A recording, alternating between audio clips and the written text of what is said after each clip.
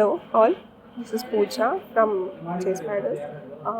I've done my computer science of engineering in Rajajinagar College of Engineering, where I've secured like 7 CGPA, and currently I've got placed into a top MNC company through JSPIDERS Rajajinagar branch. Currently working as a Java developer, and coming to the feedback and the teaching, all the faculties and the HRs are very supportive and make us to understand all the topics in a very easy way.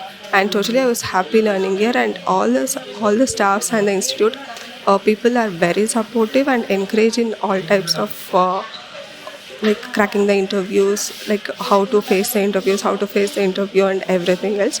The good guidance I got it from here, and today I'm working in a top MNC company because of JSPIDERS. Thank you.